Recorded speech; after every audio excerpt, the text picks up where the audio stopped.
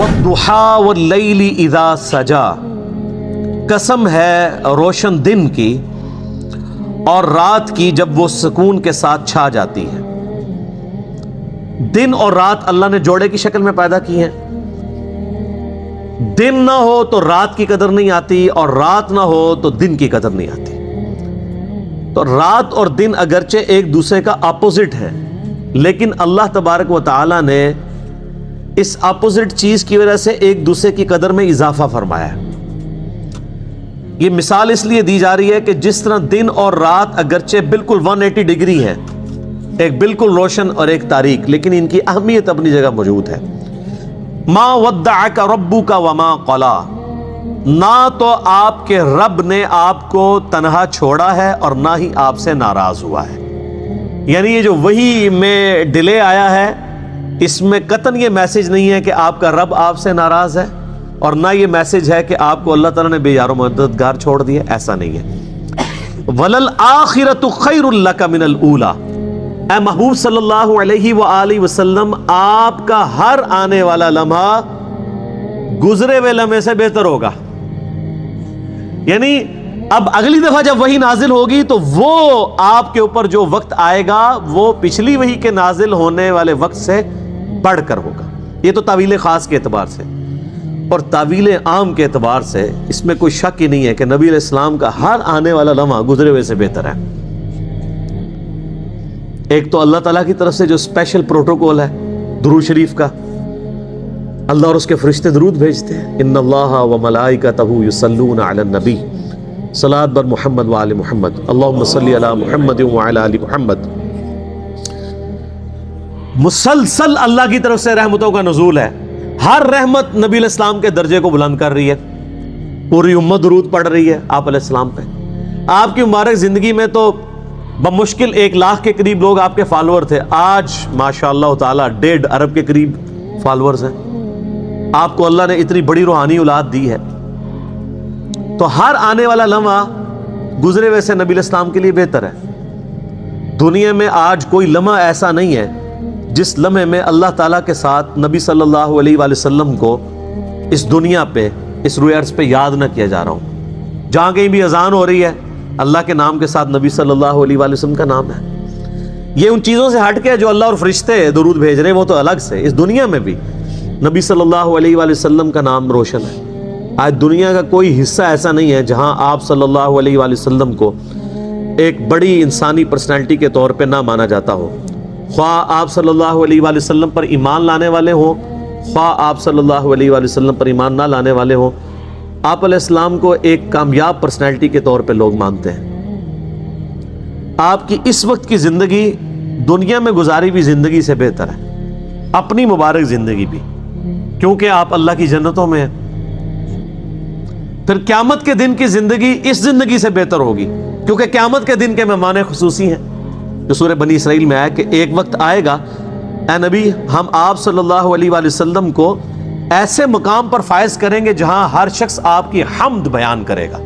مقام محمود، محمود کہتے ہیں جس کی حمد کی جائے، جس کی تعریف کی جائے۔ قیامت کے دن نبی صلی اللہ علیہ وآلہ وسلم مہمان خصوصی ہیں، ہر کوئی آپ کی تعریف کر رہا ہوگا۔ کیوں؟ شفاعت کا دروازہ آپ کے مبارک ہاتھوں پہ آپ کی دعا سے کھلے گا۔ وَلَسَوْفَ يُعْطِيكَ رَبُّكَ فَتَرْضَىٰ، ان قریب آپ کا رب آپ کو اتنا کچھ دے گا، اتنا کچھ دے گا، آپ کی محنتوں کے وہ نتائج سامنے آئیں گے کہ آپ راضی ہو جائیں گے۔ اب یہ کہ اسی قبض کی حالت میں پھر اللہ تعالیٰ اپنے احسان جتا رہا ہے، اور یہ بہترین ہے۔ کبھی طبیعت پر ڈپریشن ہو اس طرح کی اور قبض کی کیفیت ہو تو آدمی یاد کرے کس کس مرحلے پر اللہ نے میری دستگیری فرمائی، کن کن مراحل پر اللہ تعالیٰ نے مجھے مشکلات سے نکالا، اس سے وہ حوصلہ بڑھتا ہے۔ اور اس کو بھی سمجھیے کہ اسی انداز میں علم یجد کا یتیمن فآوا، یہ سیرت النبی کے بڑے اہم حصے ہیں جو اس میں آ گئے ہیں۔ آپ کی پیدائش یتیمی میں، پوسٹیومس چائلڈ، باپ تو پہلے فوت ہو چکا ہے، دادا ہے 2 سال کی عمر میں وہ بھی گئے، پھر 6 سال کی عمر نہیں، 6 سال کی عمر میں والدہ گئی، 8 سال کی عمر میں دادا گئے، اور وہ یعنی جو آپ نے دیکھا ہے ابتدائی زمانہ زندگی کا، تو وہ یتیمی کا۔ علم یجد کا یتیمن فآوا، کیا اس نے اے محمد آپ کو نہ پایا کہ آپ یتیم تھے، پھر پناہ دی؟ آپ کے لیے بندوبست کیا، دادا کے دل میں جو شفقت ڈالی، پھر آپ کے تایا زبیر کے دل میں جو شفقت ڈالی. بدقسمتی سے ہماری تاریخ میں چونکہ بہت زیادہ عمل دخل رہا اہل تشیع کا، تو عبد المطلب کے بعد فوراً ابو طالب کا نام آتا ہے، حالانکہ یہ غلط ہے تاریخی اعتبار سے. عبد المطلب کے بعد کافی عرصے تک زبیر جو آپ کے تایا تھے وہ سرپرست تھے. پھر ان کے انتقال کے بعد ابو طالب کا معاملہ آیا، لیکن ان کو بیچ میں سے غائب کر دیا گیا. بہرحال اللہ تعالیٰ جو بھی کسی کے دل میں ڈالتا ہے، آخر ابو طالب کے دل میں محبت ڈالی تو کس نے ڈالی؟ وہ ہم پڑھ چکے ہیں سورہ طٰہٰ میں، وَأَلْقَيْتُ عَلَيْكَ مَحَبَّةً مِّنِّي. حضرت موسیٰ علیہ السلام کی موہنی صورت کے اوپر اللہ تعالیٰ فرماتے ہیں ہم نے اپنی محبت کا پرتو ڈال دیا کہ تمہیں دیکھنے کے بعد وہ قتل کرنے کے ارادے سے باز رہ گئے، ان کے ہاتھ شل ہو گئے. ایسی موہنی صورت، اسے قتل کرنا. وَأَلْقَيْتُ عَلَيْكَ مَحَبَّةً مِّنِّي وَلِتُصْنَعَ عَلَىٰ عَيْنِي. یہ ہوا ہے. تو فرمایا الم یجدک یتیما فآویٰ ووجدک ضالا فہدیٰ.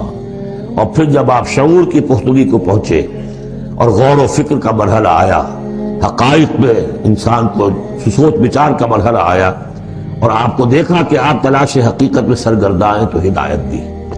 وہ آگے آ جائے گا، بہت قریب پہنچ گئے ہم. اقرأ بسم ربک الذی خلق، وہ مرحلہ جب آئے گا. وَوَجَدَكَ عَائِلًا فَأَغْنَىٰ. اور پایا آپ کو تنگ دست تو غنی کر دیا. کس طرح سے راستہ پیدا کیا ہے. خدیجہ الکبریٰ رضی اللہ تعالی عنہا نے جو بھی ان کے آپ کے محاسن دیکھے کتنی گرویدہ ہوئی ہیں. بڑے بڑے سردار قریش کے جو ہے ان سے نکاح کے خواہش مند تھے، انہوں نے خود جو ہے اپنی لونی کے ذریعے سے پیغام دیا ہے حضور کو. تو یہ ساری چیزیں جو ہے ان کی ساری دولت جو ہے وہ پوری کی پوری انہوں نے لا کر حضور کے قدموں میں ڈال دی ہے. وَوَجَدَكَ عَائِلًا فَأَغْنَىٰ فَأَمَّا الْيَتِيمَ فَلَا تَقْهَرْ. تو اے نبی تقاضے ان تینوں چیزوں کے کیا ہیں؟ ہم نے آپ کو یتیم پایا، پناہ دی، اب آپ بھی یتیم کے سرپرستی کیجئے. کسی یتیم کو اس کے اوپر کوئی جبر نہ ہو، سختی نہ ہو. وَأَمَّا السَّائِلَ فَلَا تَنْهَرْ. اور آپ جب کہ تلاش حقیقت میں سرگرداں تھے تو ہم نے آپ کو ہدایت دی. اسی طریقے سے اب آپ کو بھی کوئی شخص سائل بن کر آپ کے پاس آئے، سوال کرے، اسے جھڑکنا نہیں ہے. اسے جو بھی سائل دونوں طرح کے ہوتے، سوال کرنے والا کوئی علمی سوال، اور سوال کرنے والا کوئی مالی دولت، مالی مدد کے لیے. وَأَمَّا بِنِعْمَةِ رَبِّكَ فَحَدِّثْ. اور جو ہدایت تمہیں دی ہے ہم نے، اب اسے عام کرو. یہ نعمت ہے، آپ کے رب کا انعام ہے. یہ ہدایت جو آپ کو عطا ہوئی ہے اس کو بیان کرو. اس کے بیان کرنے میں یہ بھی ہے کہ اللہ کے انعامات کا چرچا انسان کرے، اس کا شکر ادا کرنے کے لیے، اور یہ بھی ہے کہ اس کو پھیلائے اور عام کرے، دوسروں تک پہنچائے. ورنہ وہ مغل ہو جائے گا کہ وہ دولت جو ہے ہدایت کی، اس کو آدمی صرف اپنی ذات تک محدود رکھے اور اس کا جو خیر ہے وہ دوسروں تک نہ پہنچائے.